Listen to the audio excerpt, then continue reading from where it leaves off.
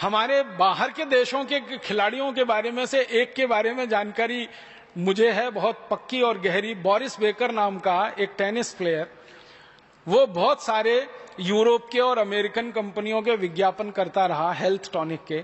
एक बार Boris Becker को पूछा गया कि आपकी जो सर्विस करते हो टेनिस में, आप जानते हैं बॉल को रैकेट से मारना है तो बहुत तेज स्पीड से जाती है, तो उसकी स्पीड कितनी है? तो उसने कहा 135 किलोमीटर घंटे की स्पीड है। माने भारत में राजधानी जिस गति से जाती है उस गति से बोरिस बेकर बॉल मारता है टेनिस के रैकेट से। तो पूछा गया कि ये ताकत कहां से आई है? तो उसने कहा केले में से आई है। बोरिस बेकर ने ऐसा जवाब दिया कि केले में से आई है। तो जो पूछने वाला पत्रकार था उसने कहा क्या बोला? उसने कहा केले में से आई है, मैं बचपन से केला खाता हूं। और बोरिस बेकर ने बताया कि जब भी टेनिस का मैच मैं खेलने के लिए जाता हूं तो ढेर सारे केले भर के मेरे बैग में रख के लेके जाता हूं। मैच जब चलता है टेनिस का तो आप जानते हैं कोर्ट चेंज होता है हमेशा, एक बार इस कोर्ट से खेलेंगे दूसरी बार। तो वो कहता है जो कोर्ट चेंज करने का समय उतने में मैं 2 केले खा लेता हूं, फिर खेलता हूं, फिर 2 केले खा लेता हूं, फिर खेलता हूं, फिर 2 केले खा लेता हूं। उन्होंने कहा ये ताकत तो केले में से आई है। तो फिर उसको कहा गया कि फिर वो विज्ञापन जो करते हो आप हेल्थ टॉनिक्स का, उसने कहा वो तो पैसे के लिए करता हूं, खाने के लिए थोड़ी करता हूं। केला तो बोरिस बेकर जैसा मजबूत टेनिस खिलाड़ी जिसकी स्पीड के बारे में सारी दुनिया के विशेषज्ञ कहते हैं कि उसके आगे की स्पीड अभी तक कोई दे नहीं पाया बॉल में, वो कहता है कि मैं केला खा के ताकत लाया हूं। तो आपके पास आने वाले मरीज को ये कहानियां सुनाइए, बोरिस बेकर की कहानी सुनाइए, ये सब क्रिकेट खिलाड़ियों के बारे में बताइए कि ये अपनी जिंदगी में साधारण चीजें खाकर असाधारण बने हैं। क्योंकि पोषकता उन्हीं चीजों में है जो सस्ती है, बहुत महंगी चीजों में पोषकता नहीं है। हमारे देश के साधारण जो नागरिक हैं उनके दिमाग में एक वायरस घुस गया है। इस वायरस को आप सभी चिकित्सक निकाल सकते हैं अच्छे तरीके से। वो वायरस है कि जितनी महंगी दवा उतनी अच्छी, जितना महंगा ताकत का टॉनिक उतना अच्छा, जितना ज्यादा फीस ले डॉक्टर उतना अच्छा। ये गलत एक वायरस घुस गया हमारे देश के नागरिकों के मन कि ज्यादा फीस ले रहा है तो अच्छा डॉक्टर है, खूब दवाएं लिख रहा है, एक छोटी बीमारी के लिए 15-16 दवाएं लिख रहा है तो बहुत अच्छा डॉक्टर है, फिर ऊपर से इंजेक्शन ठोक दे तो और अच्छा डॉक्टर है। ये वायरस आप निकाल दीजिए, ये वायरस निकालने में आप बहुत बड़ी मदद कर सकते हो। हमारे देश का साधारण गांव का गरीब आदमी, किसान, मजदूर जब डॉक्टर के पास जाता है, मैंने देखा डॉक्टर साहब इंजेक्शन लगा दो। अब डॉक्टर साहब मना कर रहे हैं कि इंजेक्शन की नहीं लगा दो, आप जरूरत नहीं है फिर भी लगा दो, चाहे पानी का ही लगा दो आप, तो उसको मन में संतोष हो जाए। लेकिन वायरस ऐसा घुस गया।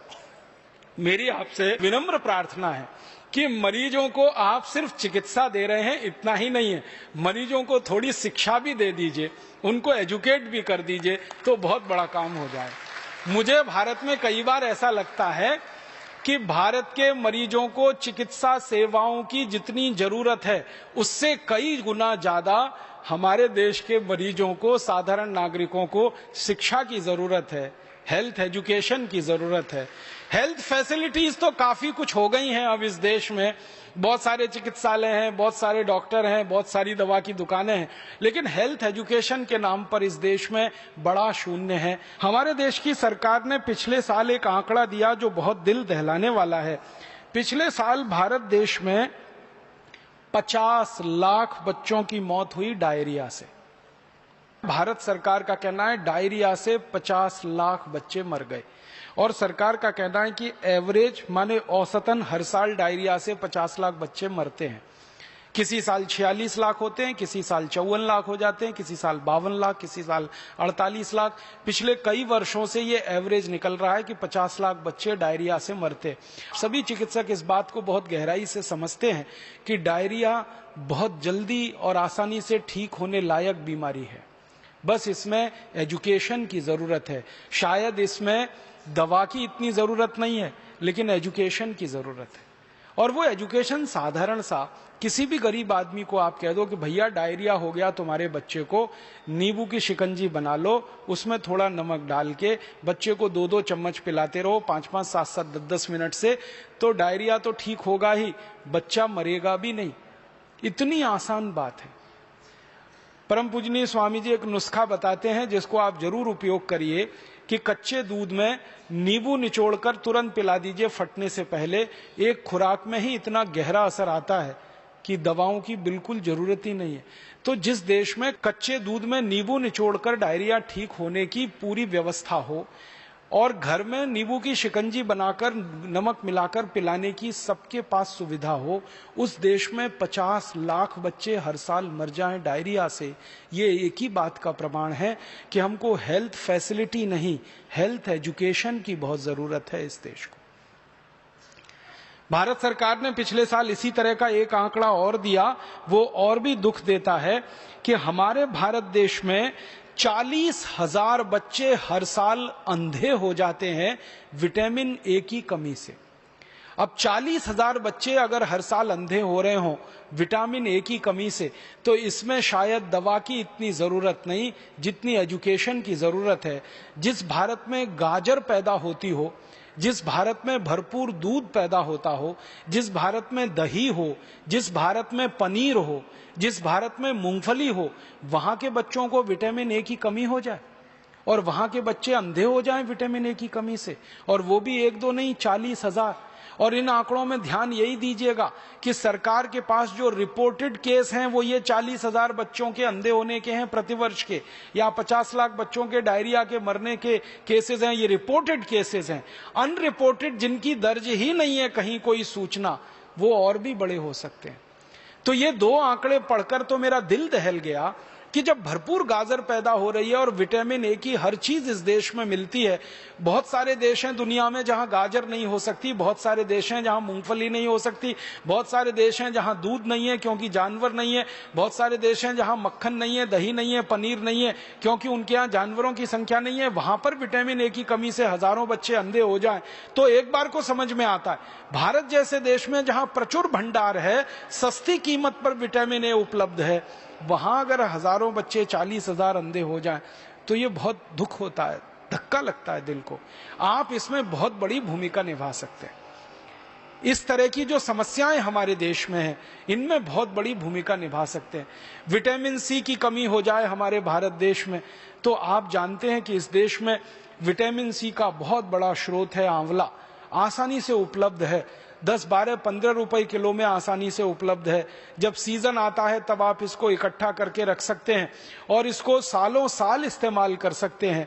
अपने पतंजलि योगपीठ की तरफ से तो आंवले के कई उत्पादन हैं, लेकिन लोग चाहें तो इसको अपने घर में ही तैयार करके हमेशा के लिए रख सकते हैं। इतना बड़ा स्रोत है विटामिन सी का। अब हमारे पास प्रकृति ने दिया, भगवान ने दिया, विटामिन ए के स्रोत हैं। विटामिन B12 की तो भारत में कभी कमी नहीं हो सकती क्योंकि यहाँ के लोग जितने तरह की सब्जियां खाते हैं, जितने तरह के फल, मौसमी फल खाते हैं, सवाल ही नहीं उठता कि हमको विटामिन B12 कभी कमी हो जाए। ऐसे हमारे देश में प्रकृति के द्वारा जो बहुत सारे समृद्ध पदार्थ हैं, सस्ते हैं, कीमत में आसानी से उपलब्ध हैं, हर जगह होते हैं। सबसे बड़ी बात है कि आंवला भारत में हर जगह आसानी से मिल जाता है, गाजर भारत में हर जगह आसानी से मिल जाती है, टमाटर हर जगह आसानी से मिल जाता है। तो क्यों नहीं हम इनका हमारे मरीजों में, हमारे देश के साधारण नागरिकों में प्रचलन बढ़ाएं। और इस प्रचलन को हमारे देश में जितना ज्यादा आप बढ़ा देंगे, हमारे मरीजों की फालतू दवाओं पर निर्भरता उतनी कम हो जाएगी। कैल्शियम की कमी के आपके पास जितने सारे मरीज आते हैं और आप उनको कैल्शियम के बहुत सारे स्रोत बताते हैं और आप भारत में बहुत सारी सस्ती सस्ती चीजों से कैल्शियम को उपलब्ध करा सकते हैं। सबसे आसानी से कैल्शियम हमारे यहाँ उपलब्ध है चूने के पत्थर के रूप में, और चूने का पत्थर एक 50 पैसे का बाजार से खरीदो, पानी में डाल के उसको रखो तो इतना चूना बन जाता है कि साल, 2 साल, 5 साल, 10 साल हम बहुत आसानी से अपने कैल्शियम की पूरे परिवार की जरूरत कम कर सकते हैं।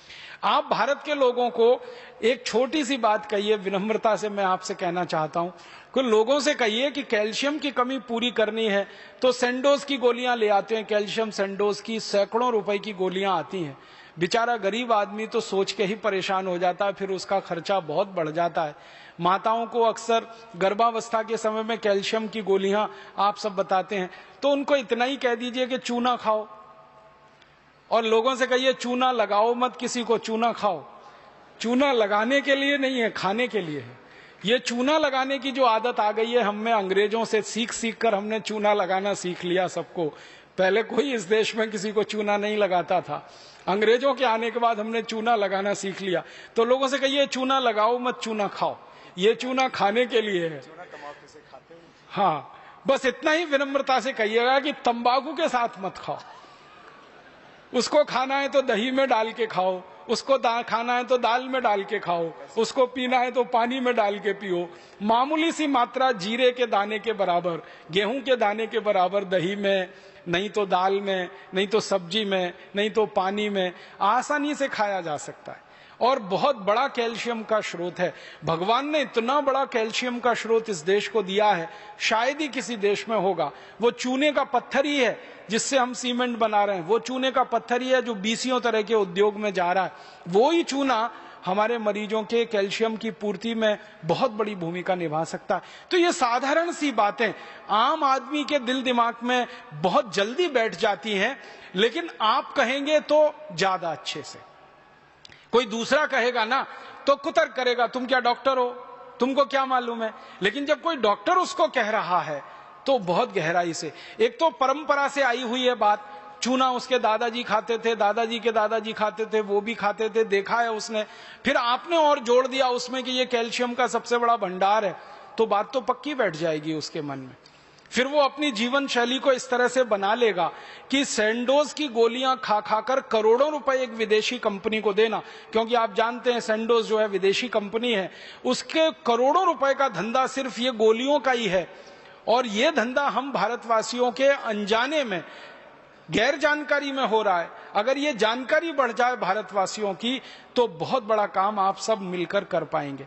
तो मेरा एक ही विनम्र आपसे कहने का प्रयास है वो ये कि आप थोड़ा एजुकेशन, किसी भी पेशेंट को थोड़ी एजुकेशन दीजिए, थोड़ी शिक्षा दीजिए, सामान्य ज्ञान उसको बताते जाइए ताकि वो गंभीर बीमारियों से बचता रहे, अपने परिवार को भी बचाता रहे।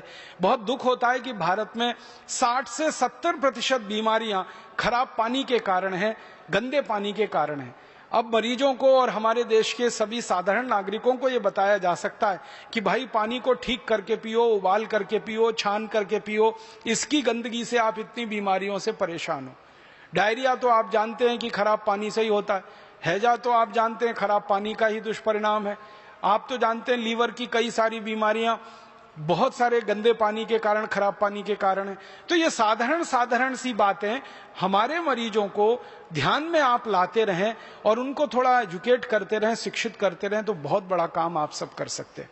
मैं एक विषय पर और आपका ध्यान आकर्षित करूंगा, और भी गंभीर एक विषय है जो मुझे आपसे कहना है, और वो गंभीर विषय ये है कि हमारे देश की सरकार ने पिछले कुछ वर्षों से एक कानून में संशोधन किया है और उस संशोधन के कारण हमारे देश में एक बहुत बड़ा खतरा पैदा हो गया। हमारे देश में एक कानून चलता रहा, इंडियन पेटेंट एक्ट। 1970 में मैं आपसे बता रहा था, श्रीमती इंदिरा गांधी ने एक बहुत अच्छा काम किया था इस देश में, एक कानून बनाया था इंडियन पेटेंट एक्ट। उस कानून में कुछ ऐसी धाराएं रखी गई थी कि जैसे पेटेंट की जो व्यवस्था है, पेटेंट आप जानते हैं कानूनी अधिकार है किसी भी व्यक्ति का या कंपनी का किसी एक दवा के ऊपर, विशेष दवा के ऊपर। तो पेटेंट का कानून श्रीमती गांधी ने 1970 में बनाया। उसमें व्यवस्था यह की गई कि कोई भी दवा कंपनी भारत में अगर पेटेंट के लिए एप्लीकेशन फाइल करेगी या पेटेंट मांगेगी तो किसी भी दवा को प्रोडक्ट के रूप में पेटेंट नहीं दिया जाएगा, सिर्फ उस दवा के प्रोसेस पर पेटेंट दिया जाएगा। मान लीजिए कोई एक दवा है, XYZ उसका नाम है, उसको बनाने की कोई प्रक्रिया है, उस प्रक्रिया को पेटेंट किया जाएगा, ना कि उस दवा को पेटेंट किया जाएगा। यह श्रीमती गांधी ने कानून बनवाया था संसद में। बहुत बहस हुई थी इस कानून पर, लेकिन संसद ने इसको पास किया था। इस कानून में और एक धारा जोड़ी गई थी कि जिस व्यक्ति को या कंपनी को पेटेंट दिया जाएगा वो प्रोसेस का होगा, प्रक्रिया का होगा, और अधिकतम 5 से 7 वर्ष का होगा। 7 वर्ष के बाद वो पेटेंट अपने आप खत्म हो जाएगा और फिर उस प्रक्रिया में किसी को भी बनाने का अधिकार होगा। फिर उसमें एक तीसरी व्यवस्था ये की गई थी कि जिस व्यक्ति ने या कंपनी ने पेटेंट लिया, वो कंपनी अगर पेटेंट लेने के 2 साल के अंदर अपनी दवा का उत्पादन नहीं करेगी तो उसका पेटेंट रद्द कर दिया जाएगा, किसी दूसरे को दे दिया जाएगा। फिर उसमें एक चौथी व्यवस्था थी, वो ये कि जब भी किसी कंपनी या व्यक्ति को पेटेंट मिलेगा किसी भी एक दवा पर, उस दवा को वो बाहर से आयात करके नहीं ला सकेंगे, उसका भारत देश में ही उत्पादन करना पड़ेगा, नहीं तो पेटेंट उनका खत्म कर दिया जाएगा। फिर उसमें और एक व्यवस्था की गई थी जो बहुत बढ़िया रही इस देश में, कि भारत में दो तरह की चीजें हैं, दुनिया में है, एक होती है डिस्कवरी और होता है इन्वेंशन। तो जो डिस्कवरीज हैं उनको कभी पेटेंट नहीं दिया जाएगा और इन्वेंशंस को पेटेंट दिए जाएंगे। तो डिस्कवरीज को पेटेंटेबिलिटी के बाहर रखा गया और इन्वेंशंस जो हैं, आविष्कार, उनको ही पेटेंट प्रदान किए जाएंगे। ऐसा करके एक बहुत बढ़िया कानून बना था 1970 में। आपके मन में एक सवाल आएगा कि 1970 में यह कानून बना था, इसके पहले क्या था? 1970 से पहले भारत में अंग्रेजों का बनाया हुआ पेटेंट कानून चल रहा था। अंग्रेजों ने भारत में शासन किया था, राज किया था, तो उन्होंने भारत में एक पेटेंट का कानून बनाया था। सबसे पहले 1856 में बनाया था, उसका नाम था Indian patent and design act 1856 में। उस कानून को अंग्रेजों ने 1911 में आकर थोड़ा संशोधित किया था और फिर दोबारा से बनाया था। उस कानून के आधार पर भारत में 1970 तक सारी व्यवस्थाएं चल रही थी। 1970 में श्रीमती गांधी ने यह कहा कि यह कानून अंग्रेजों के जमाने का बनाया हुआ, हमको बदल करना चाहिए था 1947 में ही, लेकिन हम नहीं कर पाए, लिहाजा अब हम इस कानून को बदलेंगे। श्रीमती इंदिरा गांधी जब प्रधानमंत्री बनी थी इस देश में 1967 में, तो उन्होंने संसद में सबसे पहला ऐलान किया था कि मेरी प्राथमिकता में कुछ ऐसे काम हैं जिनको मैं करना चाहूंगी। उसमें से एक काम है कि अंग्रेजों के जमाने के बनाए गए कुछ कानून को मैं रद्द करना चाहती हूं। उसमें से सबसे पहला कानून इंडियन पेटेंट एक्ट 1911 वाला। तो 1911 के पेटेंट एक्ट को श्रीमती गांधी ने खत्म किया था, क्योंकि 1911 के पेटेंट एक्ट में प्रोडक्ट के पेटेंट की व्यवस्था थी, प्रोसेस के भी पेटेंट की व्यवस्था थी। दूसरा, 1911 के पेटेंट एक्ट में पेटेंट जो होता था वो कम से कम 20 साल के लिए होता था। माने किसी दवा पर किसी कंपनी को पेटेंट अगर मिल गया तो 1970 के पहले वो कंपनी 20 साल तक अकेली दवा बनाती थी उसको और बाजार में बेचती थी। मोनोपोली पूरी तरह से उस कंपनी की होती थी। 20 साल तक दूसरी कोई कंपनी उस दवा को नहीं बना सकती थी। 1911 के पेटेंट एक्ट में यह प्रावधान था कि अगर किसी ने भारत में पेटेंट ले लिया, फिर उस दवा को वो भारत में ना बनाए तो उसको मजबूर नहीं किया जा सकता, वो दवा को बाहर से भी इंपोर्ट करके ला सकते थे। माने सारे उल्टे प्रावधान थे 1911 के पेटेंट एक्ट में। श्रीमती गांधी ने वो सब रद्द कर दिए और एक भारतीय तरीके का, भारत की जरूरत का पेटेंट कानून बनाया। और इसी पेटेंट कानून के बदौलत भारत देश में दवाओं का और चिकित्सा क्षेत्र का इतना विकास हुआ जो आज हमारी आंखों के सामने है। अब एक गंभीर परिस्थिति आई है देश के सामने। अब वो परिस्थिति आई है कि बाहर के देशों से आने वाली विदेशी कंपनियों ने 1970 का पेटेंट एक्ट बदलवा लिया है और भारत की सरकार ने विदेशी कंपनियों के दबाव में आकर एक नया पेटेंट कानून इस देश में लागू करा दिया है। जो नया पेटेंट कानून इस देश में लागू हुआ है उसमें वो सारे प्रावधान हैं जो अंग्रेजों के जमाने वाले पेटेंट कानून में होते थे। जैसे नया पेटेंट एक्ट आया है उसमें यह है कि किसी भी डिस्कवरी को और किसी भी इन्वेंशन को भारत में पेटेंट दिया जाएगा। दूसरा, उसका प्रावधान यह है कि पेटेंट की अवधि 20 साल के लिए होगी। तीसरा प्रावधान यह है कि किसी भी दवा के प्रोडक्ट को भी पेटेंट किया जा सकेगा, प्रोसेस को भी पेटेंट किया जा सकेगा। चौथा प्रावधान यह है कि भारत के बाहर की कोई कंपनी अगर लाइसेंस लेती है भारत में दवा उत्पादन का और उसको किसी दवा पर पेटेंट हासिल है, तो जरूरी नहीं है कि वो कंपनी उस दवा का भारत में उत्पादन करे, वो विदेशों से भी आयात करके उस दवा को भारत में ला सकती है और इस देश में बेच सकती है। माने सारे के सारे अंग्रेजों के जमाने वाले कानून के प्रावधान अभी के कानून में आ गए हैं जो इस समय देश में चल रहा है। इसने हमारे देश की व्यवस्था को बदलना शुरू किया है और व्यवस्था को ऐसा बना दिया है कि जो दवाएं पहले बाजार में सस्ती कीमत पर आसानी से उपलब्ध थी, वो अब इस पेटेंट कानून के बाद विदेशी कंपनियों की मोनोपोली में चली गई हैं वो दवाएं, और कंपनियों ने रातों रात उनके दाम बढ़ा दिए हैं और बेतहाशा कीमतें बढ़ा दी। मैं आपको उदाहरण देके बताना चाहता हूं, कैंसर का इलाज करने के लिए जो दवाएं भारत के बाजार में उपलब्ध हैं वो थोड़े दिन पहले तक भारतीय पेटेंट कानून से संचालित थी, 1970 वाले से। अब सरकार ने वो 1970 वाला कानून बदल दिया। अब वो दवाएं संचालित हैं नए कानून से, जो पूरी तरह से अंग्रेजियत वाला है। इस नए कानून के आते ही जो कैंसर की दवाएं 8, 10, 12 हजार रुपए में उपलब्ध थी, अब उनकी बाजार में कीमतें 1.5-2 लाख रुपए तक पहुंच गई। और बड़े बड़े चिकित्सकों को मैंने ये चिंता करते देखा है। वो ये कहते हैं कि पहले जो दवाएं 8-10 हजार में आसानी से उपलब्ध हो जाती थी कैंसर के इलाज में, अब उन्हीं दवाओं के लिए लाख, 1.5 लाख, 2 लाख रुपए तक एक आम आदमी को खर्च करने पड़ रहे हैं, क्योंकि वो दवाएं बनाने का अधिकार और बेचने का अधिकार कुछ कंपनियों के हाथ में केंद्रित हो गया है। सब कंपनियां उन दवाओं को नहीं बना सकती और नहीं बेच सकती, क्योंकि पेटेंट नहीं। पहले बिना पेटेंट की थी, जिसको अंग्रेजी में ऑफ पेटेंटेड कहा जाता है वो दवाएं, अब वो सब पेटेंट के दायरे में आ गई हैं। हमारे भारत के बाजार में एक छोटा सा सर्वेक्षण अभी किया और ये जानने की कोशिश की कि कितनी दवाएं हमारे देश में हैं जो पेटेंट के दायरे में आई हैं। तो आपको मैं ग्रुप के हिसाब से बताना चाहता हूं।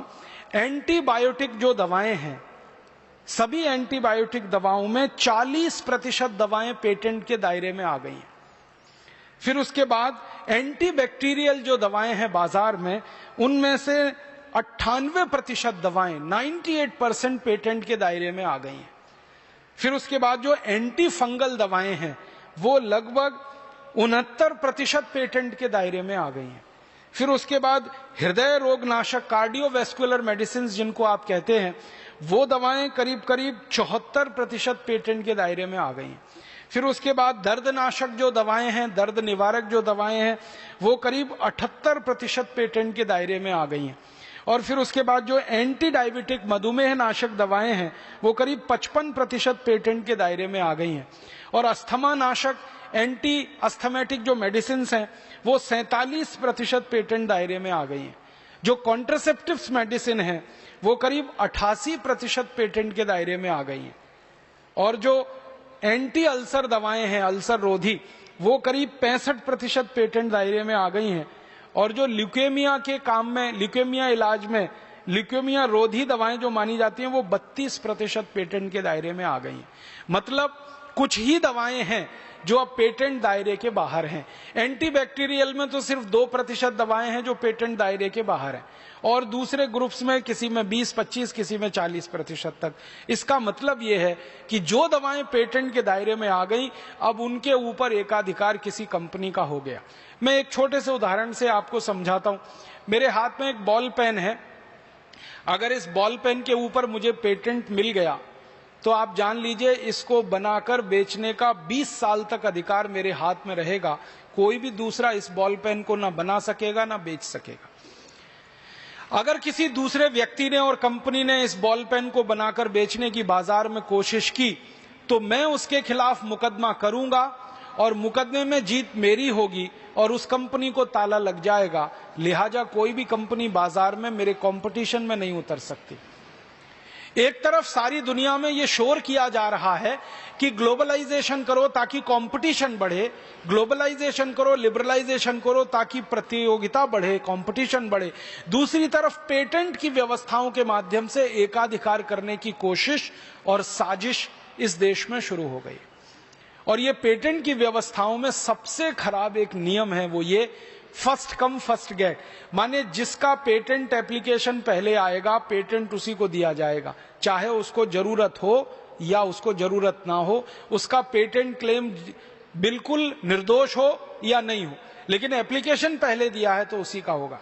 मान लीजिए मैंने भारत के पेटेंट रजिस्ट्रार के कार्यालय में एक दाखिल किया एप्लीकेशन किसी पेटेंट के लिए, और मुझसे 1 घंटे पहले किसी और कंपनी ने दाखिल कर दिया वही पेटेंट, तो मुझे नहीं मिलेगा, उस कंपनी को मिलेगा, भले ही मेरा क्लेम कितना भी जेन्युइन हो। ऐसी स्थिति में भारत के बाजार में अब विदेशी कंपनियों का धीरे धीरे एकाधिकार बढ़ गया है, और इन्होंने सबसे बड़ा काम जो किया है इस देश में, दवाओं के दाम अंधाधुंध बढ़ा दी। और इन कंपनियों का आखिरी उद्देश्य क्या है? पेटेंट हासिल करके एकाधिकार 20 साल के लिए अपने हाथ में रखना। माने 20 साल तक वो दवा बनाएं, वही बेचें, पूरा मुनाफा वही कमाएं, दूसरा कोई उस दवा को ना बना सके ना बेच सके। आप जानते हैं इसका सबसे बड़ा दुष्परिणाम हुआ कि हमारे देश की जो पब्लिक सेक्टर की कंपनियां जरूरी दवाएं बना रही थी, एंटीबायोटिक्स बहुत सस्ती कीमत पर हमारे देश में बनाने के लिए एक कंपनी बनी थी जिसका नाम है IDPL, Indian drugs pharmaceutical limited. IDPL की ज्यादातर इकाइयां अभी बंद हो गई इस कानून के आने के बाद। क्यों? आईडीपीएल जो कुछ बनाता था, सस्ती कीमत पर बाजार में बेचता था, अब उन दवाओं पर विदेशी कंपनियों का पेटेंट हो गया। अब आईडीपीएल ना उनको सस्ता बना सकता है ना बेच सकता है, अब वही कंपनियां उनको बेचेंगी जिनके हाथ में उसका पेटेंट है। आईडीपीएल के पास कोई एक दवा बनाने के 20 प्रोसेस हो सकते थे, लेकिन वो सारे प्रोसेस अब उनके धरे के धरे रह गए, क्योंकि विदेशी कंपनी के हाथ में वो पूरा